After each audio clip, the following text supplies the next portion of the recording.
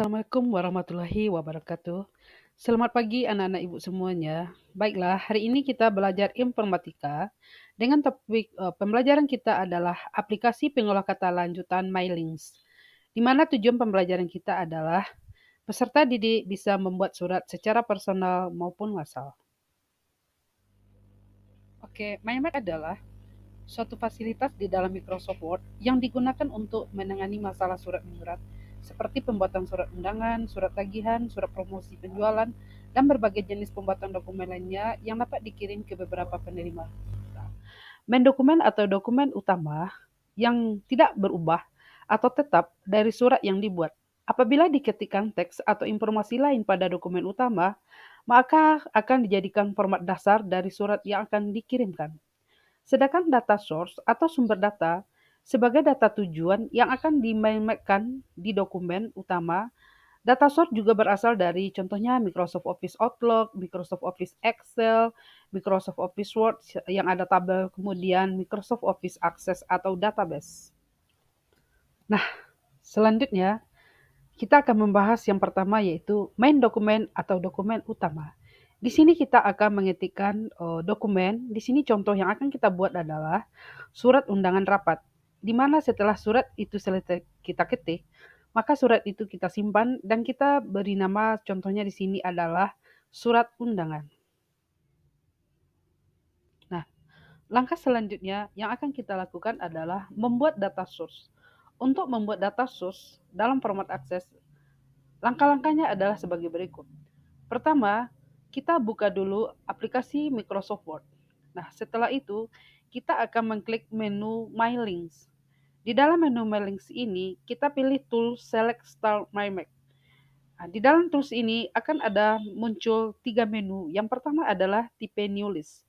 Tipe New List artinya bagian ini dipilih jika ingin membuat data source yang baru.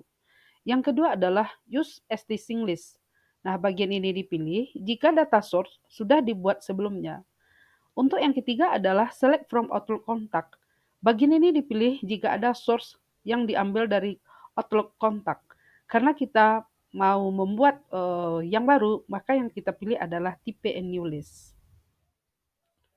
Nah, setelah kita memilih menu tipe New List tadi, maka akan muncul isian default system. Nah, pada form ini ada 4 tools yang akan muncul.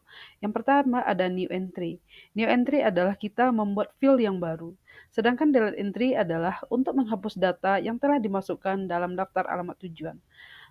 Kemudian ada find digunakan untuk mencari data tertentu pada daftar tujuan.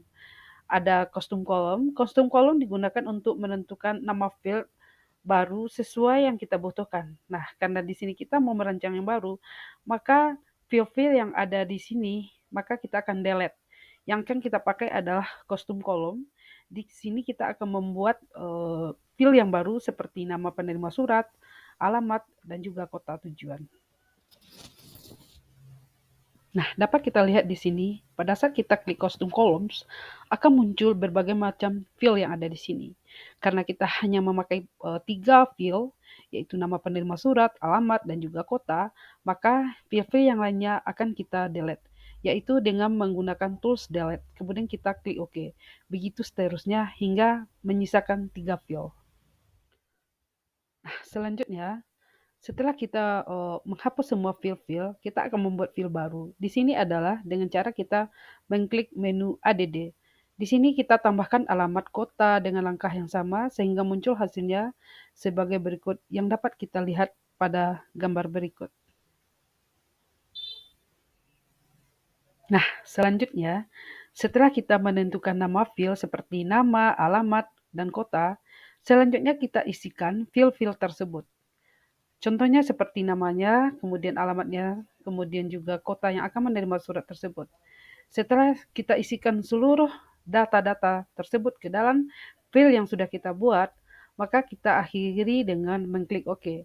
Di sini akan dimintai kita setelah mengklik OK itu membuat nama file dari data source tadi. Contohnya di sini kita buat nama filenya adalah alamat penerima surat, seperti yang bisa kita lihat pada gambar di samping ini. Nah, selanjutnya setelah kita Selesai membuat data source tadi, kita kembali lagi kepada surat yang sudah kita ketikkan tadi, yaitu dengan mengarahkan pointernya ke menu Insert Map Field.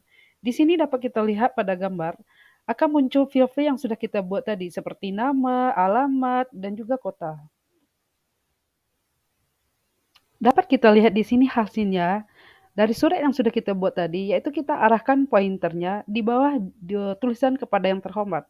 Maka di sini kita arahkan akan muncul dapat kita lihat pada gambar di sini adalah nama, alamat, dan juga kota.